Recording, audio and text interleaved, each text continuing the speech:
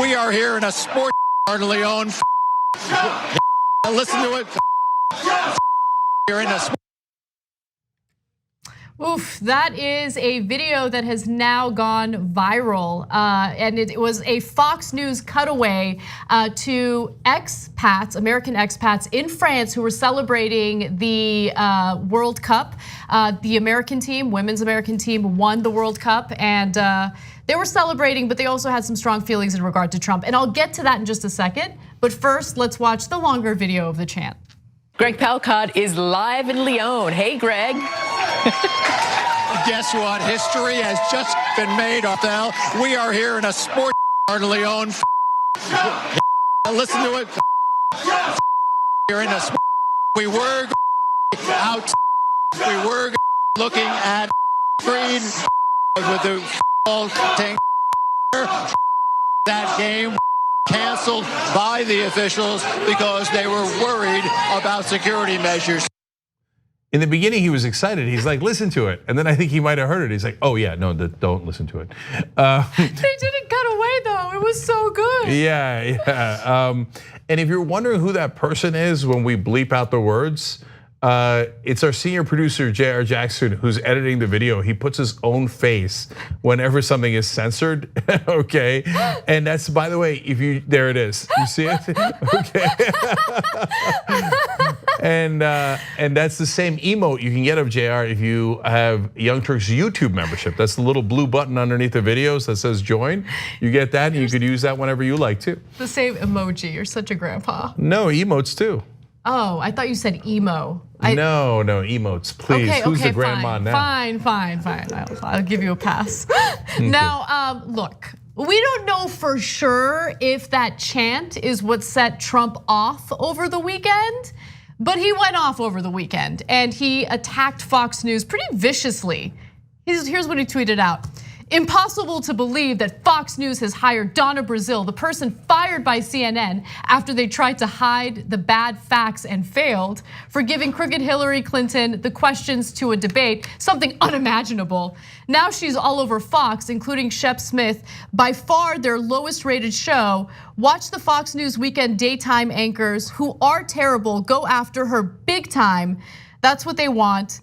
But it sure is not what the audience wants. So he's gone after Fox before, but it's been a lot more timid. It's more like, what the hell is going on with Fox after they host, let's say, a town hall with the Democratic candidate. This is the first time he goes after them a little more aggressively, and he doesn't really specify, like, really you're bringing up Donna Brazile out of nowhere? I think it's because that cutaway really got under his skin. Those are American expats who obviously don't like Trump, and they're chanting F Trump over and over again. And Fox News didn't cut away or go back to the studio shot following that chant.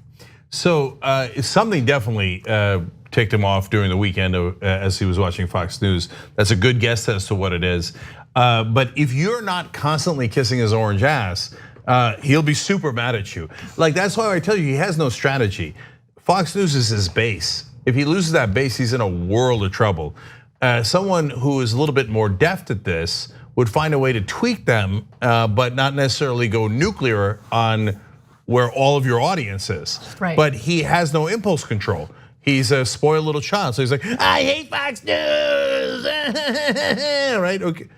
I mean, look at the unhinged way that he wrote that tweet. I mean, at this point, we're not surprised by it. But again, going after one of your top allies, if not the top ally you have in this unhinged way, is such bad politics. So he says about Donna Brazile, fired by CNN after they tried to hide the bad facts and failed. Like, bad facts. Okay, I can't believe we tried to hide the bad facts. We must hide the bad facts. Yeah. You go hide bad facts. Because you've been a bad boy. Okay. No, it's crazy. And then later when he's talking about, they go after her big time, referring to the Fox News weekend anchors. But what? Go after who big time? Going after someone is a bad thing, isn't it? So the only two women that he mentioned in the tweets were Hillary Clinton and Donna Brazile. If they go after them big time, wouldn't that make them good, not terrible? Like, none of it makes any sense at all. Well, he was in a fit of rage, and it wasn't just again, this is just my analysis of the situation. It wasn't just the chant. I think it also has a lot to do with the fact that the American women's team won the Women's World Cup. Because as we had talked about earlier on the show, you have Megan Rapinoe, who is incredible, and she's very transparently protesting Donald Trump in the way that she handles the national anthem, what have you. And so they win, there's a huge celebration. You have the chant in this bar in France somewhere, and it didn't stop there. Fox News also interviewed some of the American expats, and I wanna show you a few clips, take a look. So did you have any doubt they were gonna lose or no? None whatsoever. Now we need to win in 2020. Democrats! USA Democrats! Get that racist out of the White House! Absolutely. They are very happy. It's a political thing too, as you can see. I think that's when he finally caught on. He's like, oh, listen to it. Are they saying Trump? And then like he's like, they're like, I hope the Democrats are, oh, it's a bit political here. Okay, one more video. I think our team really represents what America's about. So we have diversity racially, we have an LGBTQ population represented, and that's what Americans get behind. So I think Trump is really the old guard. It's kind of the last grasp for them to keep power, but power should be divided amongst everyone. Look up to these athletes, and it's definitely a risk taking a political stance, and you may alienate some fans, but whether it's Rapinoe, whether it's NBA stars like LeBron or Steph Curry, I mean, it's got to come from the population, and hopefully in 2020 there will be a different story. Because right now I'm very embarrassed to be American. It's time for people in our country to stop believing all these lies, and it's really depressing that there are those that are so uneducated that don't believe everything he says. So that did not air on Fox, just to be clear, but that was the soccer fan who's chanting in favor of Democrats in that bar, kind of explaining his views on what's happening with American politics. So I think Trump is not used to being confronted with the reality that he is not popular. I mean, there were headlines over the weekend about how his approval rating has spiked at record levels, and that record level is 44%.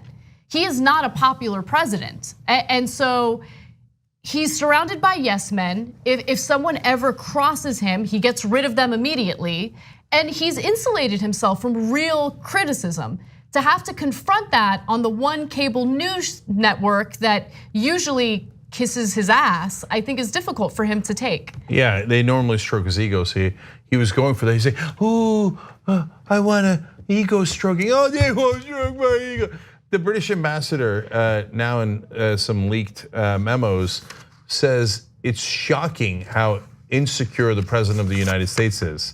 He's the most powerful man on earth, he explains, and he doesn't seem to understand that. Right. And he's and compares him basically, I'm paraphrasing now, to a petulant child.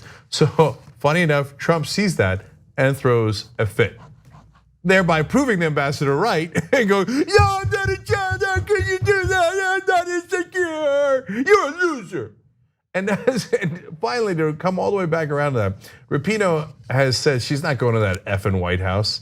She's obviously an openly gay athlete, and she has said a number of critical things about Trump. And Trump, about when tweeting about her before, said Megyn should win first, capitalized, before she talks. Well, she won. Right, and so now they won 4 World Cups, the most in world history. And they won 2 consecutive World Cups, which no women's team has ever done before. And in fact, the only other manager to have done it on the men's side was in the 1930s for Italy. So this is historic. They are the greatest team ever. So after she puts him in his place, now she has one. He's like, I don't know what to say. I was looking forward to calling you a loser, but turns out the only loser is me, and even Fox News says it. So sad, baby. The TYT Plus app is now available on iOS and Android. Download to get more TYT content at tyt.com/app.